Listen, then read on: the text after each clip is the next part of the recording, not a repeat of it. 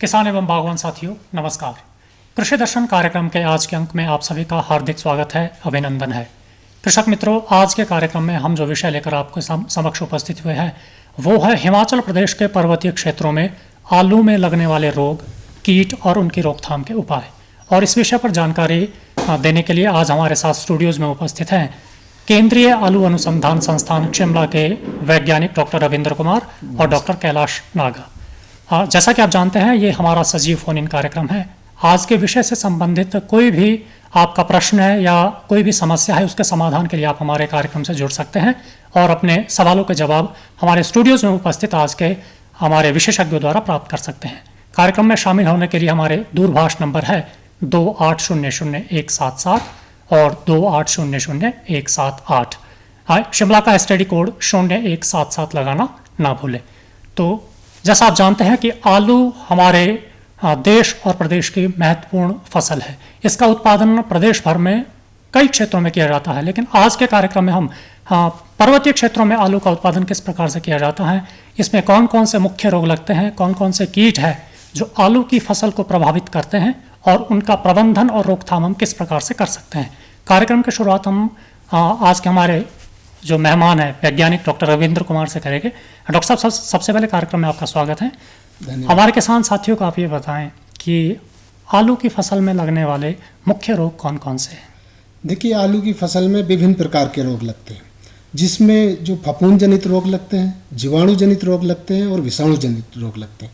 फफूंद जनित रोग में मुख्यतः पिछेता झुलसा जो मुख्य रोग है हिमाचल प्रदेश में उच्च पहाड़ी क्षेत्रों में जो अधिकतम आता है। दूसरे इसके अलावा और दूसरे फफूंद जनित रोग है जिसमें अगेता झुलसा और फोमा ब्लाइट बोलते हैं उसको, फोमा धब्बा, तो वो रोग लगते हैं।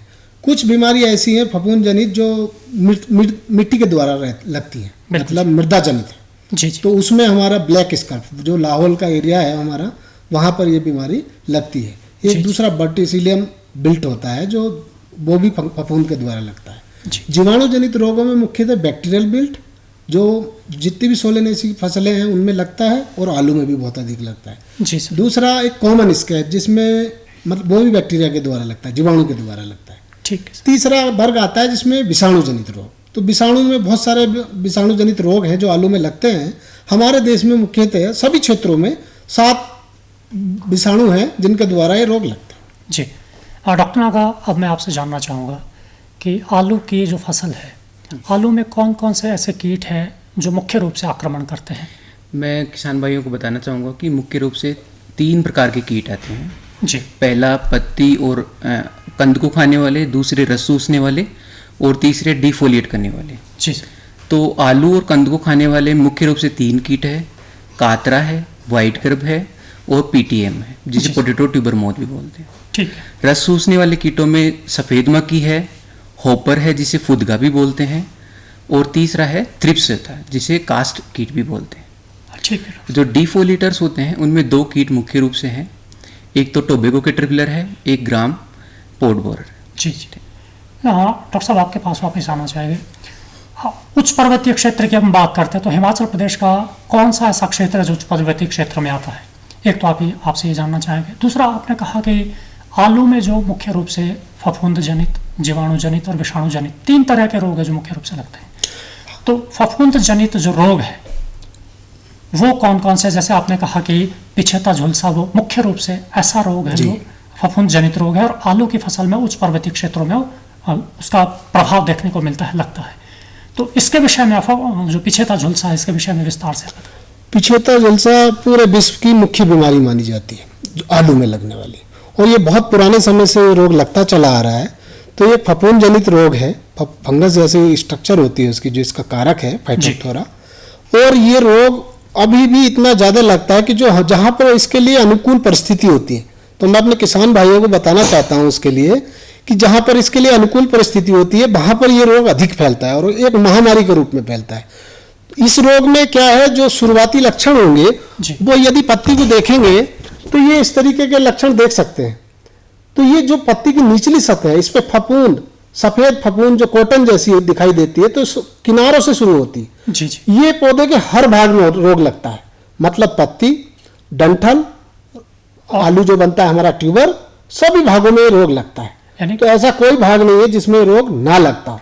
शुरुआती पहचान इसकी हम इस तरीके के सिम्टम से कर सकते हैं। ये देख रहे हैं हम कि इसमें जो सफेद फफूंद किनारों से शुरू होगी, जी जी, तो ये शुरुआती लक्षण होंगे, तो इनकी पहचान की जा सकती है। यानी कि हमारे जो आलू उत्पादक किसान हैं वो प्रत्यक्ष रूप से अपनी आंखों से भी हाँ। इसके जो लक्षण है आलू की पत्तियों में, उनके तने में और आलू में देख सकते हैं। ये हाँ, सभी में। तो अभी आपने पत्ती में लक्षण देखे, इसके शुरुआती लक्षण है। जी। इसकी पहचान का तरीका है, इसको ये ध्यान रखें कि अगर हमारे यहाँ तापक्रम 10 से 20 डिग्री सेंटीग्रेड के बीच में चल रहा हो, प्लस जो है जो ह्यूमिडिटी आर्द्रता, आजकल न्यूज़पेपर के माध्यम से भी सब प्रतिदिन का आर्द्रता जो नमी है और तापक्रम वो दर्शाया जाता है, बताया जाता है। तो हमारे किसान भाई उससे पता कर सकते हैं कि जो तापक्रम है और आर्द्रता कितनी चल रही है। तो 10 से 20 डिग्री सेंटीग्रेड के बीच तापक्रम चल रहा हो, 85% से अधिक आर्द्रता हो, मॉइस्चर हो, प्लस जो बादल थोड़े घने हो, जैसे आजकल बादल हैं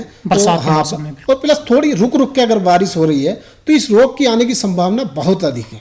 और जैसा मैंने अभी सिम्टम दिखाया कि शुरुआती लक्षण इसके इस प्रकार के होंगे, लेकिन इसके लिए क्या है, किसान भाइयों को हम प्रतिदिन प्रति वीक जो है इस समय एडवाइजरी जो इलेक्ट्रॉनिक और प्रिंट मीडिया के माध्यम से हम किसानों को बता रहे हैं इस रोग के बारे में। तो उसके माध्यम से भी लोग किसान अपना उसका कैसे रक्षा करनी है, उसके लिए कौन सा कवकनाशी है जिसको उपयोग करना है वो कर सकते हैं। तो जहां अभी पत्ती के ऊपर हमने सिम्टम देखे, इसके कैसे लक्षण, इसकी पहचान की जा सकती है। दूसरा, इसके ऊपर अगर देखेंगे तो पत्ती के बाद क्या होगा, ये डंठल पर भी आएगा।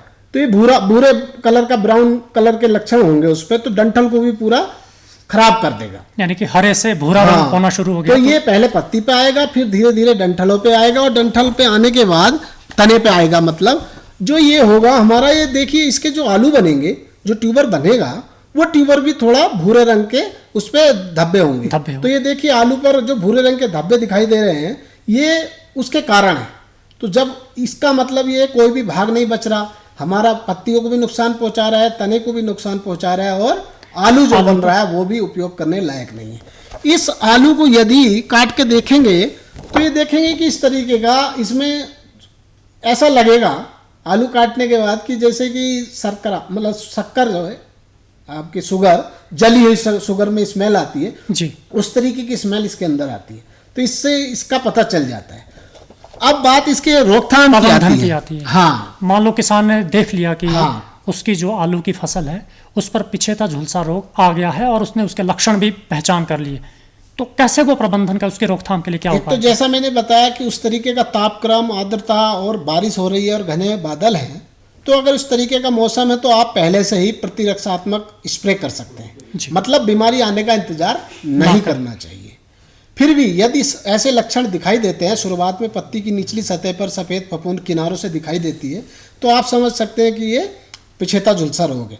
इसकी रोकथाम के लिए ध्यान रखें, एक तो हमेशा ध्यान रखें किसान भाई, हमारा बीज प्रमाणित होना चाहिए, क्योंकि ये इसका जो पहला साधन है जिसके द्वारा ये रोग आता है वो आलू ही है। खराब अगर उस आलू में बीमारी है तभी ये रोग आता है, तो उसमें ध्यान रखें प्रमाणित बीज लें कभी भी। हाँ, जो प्रमाणित संस्था से लेंगे वही बीज का उपयोग करें। दूसरा, हिमाचल प्रदेश के उच्च क्षेत्रों के लिए हमारे संस्थान ने काफ़ी वैरायटी निकाली है, जिसमें मुख्यतः कुफरी गिरिराज, कुफरी हिमालयनी, कुफरी ज्योति भी हमारी प्रजाति है, और कुफरी गिरधारी, ये प्रजाति हमारे उच्च क्षेत्रों के लिए विकसित की गई हैं, जिनमें ये रोग नहीं लगता है। यदि इसके बावजूद भी कोई अन्य प्रजातियां लगा रहे हैं हमारे किसान भाई, जैसे कुफरी ज्योति ज़्यादातर लगाते हैं इन क्षेत्रों में, और यदि सीड प्रोडक्शन के लिए कोई और भी प्रजाति लगाते हैं, तो उनमें अगर उस तरीके का मौसम है तो पहले से ही मैनकोजेब का 2.5 ग्राम प्रति लीटर के हिसाब से 2.5 ग्राम दवाई मैनकोजेब प्रति लीटर पानी में मिलाकर उसका छिड़काव किया जाए। हाँ, छिड़काव किया जाए। तो उससे क्या होगा, बीमारी आने से पहले अगर करेंगे तो इस रोग को अच्छे से रोक सकते हैं जी। दूसरा, अगर ये, क्योंकि मैंने बताया आजकल ये जो मौसम है इसके लिए बहुत अनुकूल है, और उच्च पहाड़ी क्षेत्रों में अधिकतर ये रोग लगा रहता है, और आजकल काफ़ी आया हुआ है। हमने उसके लिए समय समय पर एडवाइजरी भी जारी की है। बिल्कुल जी। तो इसका दूसरा स्प्रे करें, 10 दिन के अंतराल पर इसका दूसरा स्प्रे करें, दूसरी दवाई लें, जिससे कि इसमें रोधक क्षमता न आए। तो उसके लिए क्या, साइमोक्सिनिल बेस्ड जो है दूसरे फंजीसाइड हैं बहुत सारे अवेलेबल, कवकनाशी अवेलेबल है हर जगह पर, तो जिसमें साइमोक्सिनिल प्लस मैनकोजेब जी। तो जब उससे कहेंगे साइमोक्सिनिल बेस्ड दवाई दे दीजिए आप हमें, तो वो साइमोक्सिनिल बेस्ड दवाई दे देंगे। उसका 3 ग्राम दवाई प्रति 1 लीटर पानी में मिलाकर उसका स्प्रे करें। ठीक है। उसके बावजूद भी, क्योंकि ये लगातार मौसम बना हुआ है इसके अनुकूल, यदि आता है तो 10-10 दिन के अंतराल पर ये सारे स्प्रे करने हैं हमें। दूसरा डाइमेथोमार्ब, उसमें भी मैनकोजेब के साथ मिक्सचर होगा, तो उसका स्प्रे करें। उसमें भी 3 ग्राम दवाई प्रति लीटर पानी के प्रति 1 लीटर पानी में मिलाकर उसका स्प्रे करें। तो किसान भाई इन चीज़ों का विशेष ध्यान रखें। यदि बीमारी आ रही है तो उसको बार बार 8 से 10 दिन के अंतराल पर स्प्रे करें। दूसरा, इसके अलावा किसान भाइयों को खुद भी ध्यान रखना है। ध्यान ये रखना है क्योंकि ये बीमारी पहले तो आलू के द्वारा आती है जी, और यदि आलू के द्वारा तो प्राथमिक सोर्स हो गया, प्राथमिक संचारण उसके द्वारा हुआ। लेकिन एक बार खेत में आने के बाद एक बार बीमारी आ गई और पत्ती दिख रही, तो उसके द्वारा ये हवा और पानी के द्वारा भी ये बीमारी फैलती रहती है जी। तो इस पे क्या होता है, आलू में मिट्टी चढ़ाने का हमारा जरूरी होता है, तो मिट्टी सही से चढ़ाए। बरसात ज़्यादा हो रही है तो पानी निकासी की व्यवस्था रखें, नहीं तो ये पानी के द्वारा भी एक जगह से स्पोर दूसरी जगह जाएंगे तो वहाँ पर ये बीमारी होगी जी। साथ में एक विशेष ध्यान रखें, आजकल यदि कोई भी स्प्रे करें, कोई भी दवाई आप स्प्रे करें उसमें स्टिकर जरूर मिलाएं, क्योंकि आजकल बरसात हो जाती है, यदि जल्दी से पानी बरसात हो गई तो उसका प्रभाव कम हो जाता है जी। तो इसके बारे में ये कर सकते हैं और इससे रोग से बच सकते हैं। जी डॉक्टर साहब, आपने बहुत बढ़िया जानकारी पिचेता झुलसा रोग के लक्षण पहचानने और उनके रोकथाम के उपाय के बारे में दी। किसान भाइयों, यहाँ एक ब्रेक के लिए रुकते हैं, ब्रेक के बाद फिर कार्यक्रम में मिलते हैं।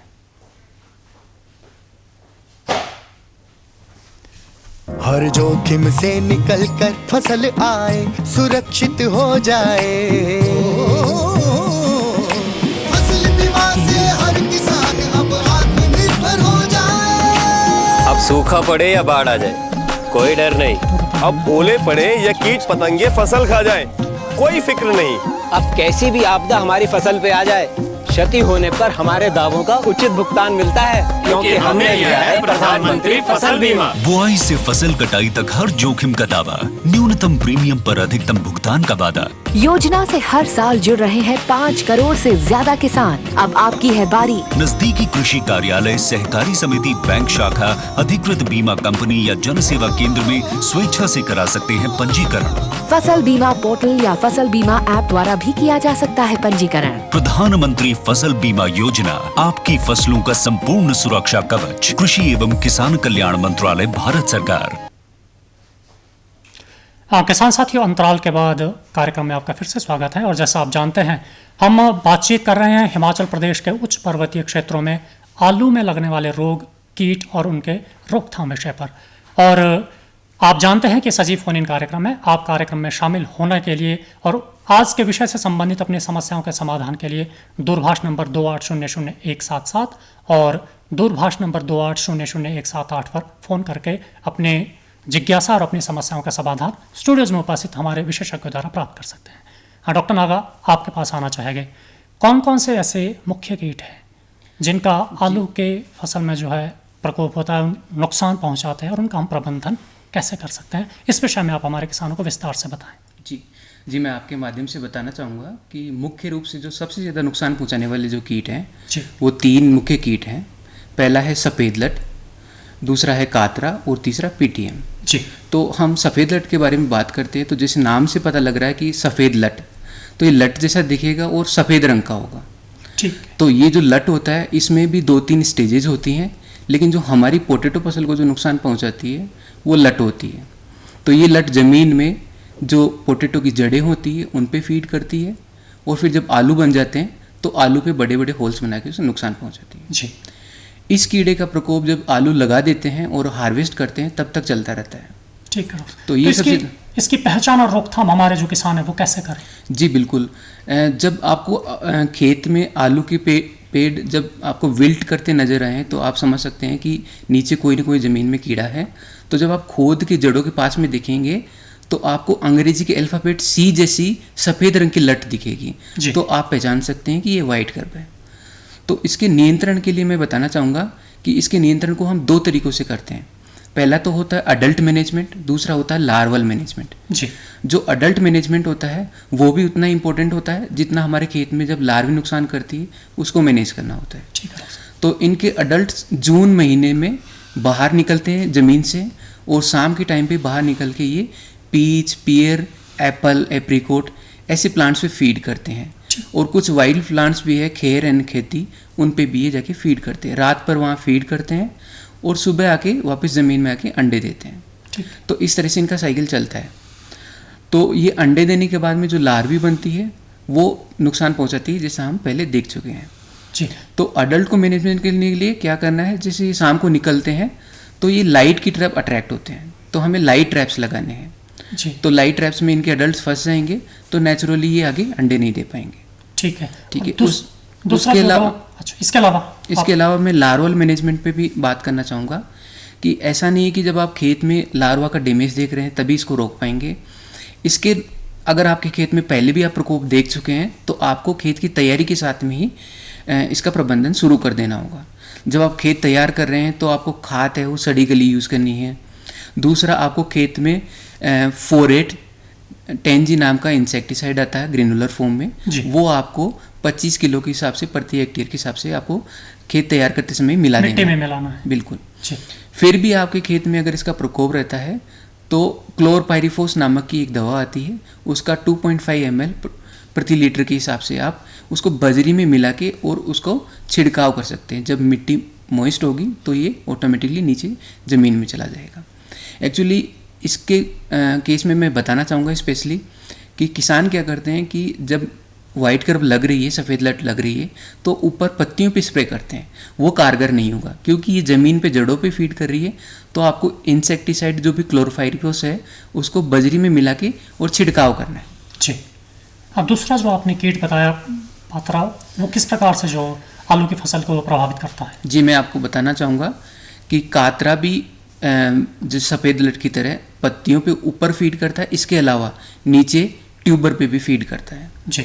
तो इसकी मादा है वो पत्तियों पे अंडे देती है और अंडों से जब लार्वी निकल के आती है वो पत्तियों पे पहले तो स्क्रैप करके खाती है, मतलब खुरच के खाती है जी। इसके बाद में जब बड़ी हो जाती है लार्वी तो वो क्या करती है, पेड़ के तने को सतह से, ज़मीन की सतह से काट के और उसको लेके जाके और जहाँ वो छुपती है वहाँ जाके उसको खाती है। ठीक। क्योंकि ये कीड़ा रात को ज़्यादा सक्रिय रहता है तो हम इसको देख नहीं पाते। जब आपको कीड़ा नहीं दिखेगा खेत में, लेकिन आपको कीड़े का नुकसान खेत में दिखेगा। हाँ, आपको लगेगा कि किसी ने, चूहे ने काट दिया प्लांट को, लेकिन वो एक कीड़े द्वारा काटा हुआ होता है जी। और ये कातरा कीट है जो इसका प्रभाव देखते हैं कि वो आलू की जो डंडी है मतलब जो उसको ही काट के गिरा देगा। हाँ जी। किसान उसके लक्षण इस तरह से पहचान सकते हैं। तो उसके रोकथाम के लिए क्या करेंगे हमारे जो आलू उत्पादक है? जी, मैं बताना चाहूँगा, जैसे जो सफ़ेद लट है वो लाइट की तरफ अट्रैक्ट होती है, ये कीड़ा भी लाइट की तरफ अट्रैक्ट होता है।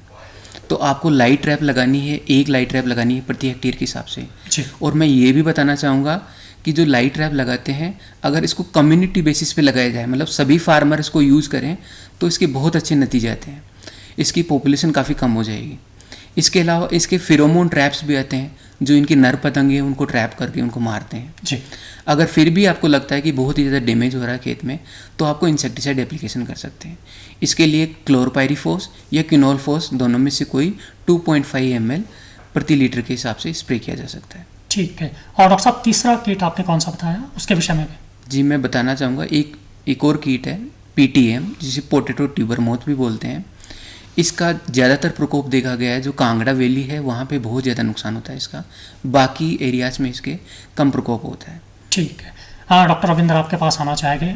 हम फफूंद जनित रोगों पर आपसे जो है जानकारी ले रहे थे, जिसमें आपने पिछेता झुलसा रोग के विषय में विस्तृत जानकारी दी। अन्य कौन से ऐसे रोग हैं जो फफूंद जनित है और उच्च पर्वतीय क्षेत्रों में आलू की फसल पर जिनका प्रकोप देखने को मिलता है? जी, मैं अपने किसान भाइयों को बताना चाहूँगा कि पिछेता झुलसा रोग मुख्य रोग है जो फफूंद से लगता है, लेकिन इसके अलावा भी अन्य ऐसे फफूंद जनित रोग है जो कुछ ना कुछ किसी ना किसी उस पर लगे ही रहते हैं कुछ मात्रा में, तो वो भी काफ़ी नुकसान पहुँचाते हैं। अगर ध्यान से देखें तो ये एक अगेता झुलसा, वो पिछेता झुलसा रोग था, ये अगेता झुलसा रोग है। इसकी पहचान में, उसकी पिछेता झुलसा की पहचान में अंतर ये है, पिछेता झुलसा किनारे से शुरू होता है और उसमें पीछे की तरफ जो है सफेद फफूंद दिखाई देती है। इसमें हाँ, अच्छा। इसमें क्या है, इसमें ऊपर की तरफ आपको टारगेट बोर्ड लाइक्स और बीच में किसी भी पत्ती के बीच में कहीं पर भी वो सिम्टम दिखाई देंगे और टारगेट बोर्ड लाइक सिम्टम दिखाई देंगे। ऐसा लगेगा जैसे कि और उसके बाद क्या होगा, उतना एरिया उसका ये ब्राउन होके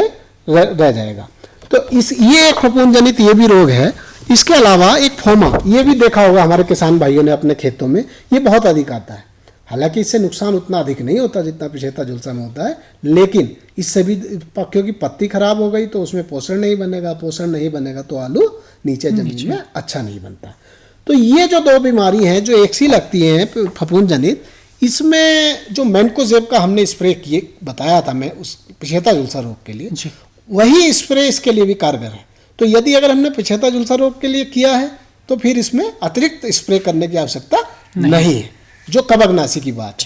दूसरा ये क्या, ये रोग उन क्षेत्रों में अधिक लगता है जहां पर हम नत्रजन की मात्रा, जो हमारी संस्तुति है आलू की विभिन्न क्षेत्रों के लिए, उसके अलावा अगर कम मात्रा में नत्रजन प्रयोग की है तो ये रोग लगते हैं। जी, यानी कि जैसा डॉक्टर साहब आपने नाम से ही बताया कि पिछेता झुलसा जो रोग है वो पत्तों के पिछली साइड शुरू होगा और उसमें रुई टाइप जो उसमें धब्बे दिखेंगे, और अगेता झुलसा जैसे नाम से पत्तों के अगले साइड में धब्बे के रूप में दिखेगा, और किसान उसको आसानी से उसके लक्षण को देख सकते हैं। और छिड़काव के लिए उनको मैंकोजेब का ही छिड़काव करना है, और दोनों एक ही छिड़काव से दोनों तरह के रोगों का जो है वो रोकथाम कर सकते हैं।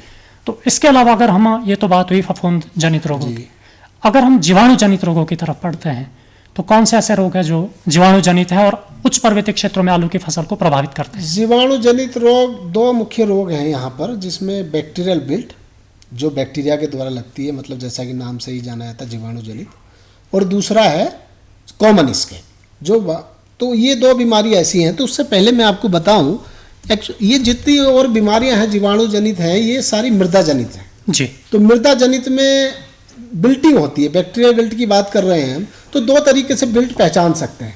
ये बिल्ट जो है इसमें क्या, पौधा मुरझाता है। बिल्टिंग का मतलब पौधा मुरझाएगा, बारिश भी हो रही है, पानी की कोई कमी नहीं है, लेकिन पौधा मुरझा रहा है, तो ये क्या है, ये वर्टिसिलियम बिल्ट है। ये भी एक फफूंद है जो मृदा जनित में, तो इसमें इसलिए दिखा रहा हूं कि इसमें पहचान सकते हैं। ये राइजोक्टोनिया सोलेनाई एक फफूंद है जिसके द्वारा ये रोग लगता है। तो ब्लैक स्कर्प जी, तो मैं क्योंकि अभी बैक्टीरियल की बात करने वाला हूं, तो इससे पहले कि ब्लैक स्कर्प, ये बीमारी भी हमारे लाहौल के क्षेत्र में काफ़ी अधिक आती, तो ये भी बिल्टिंग जैसे सिम्टम होंगे।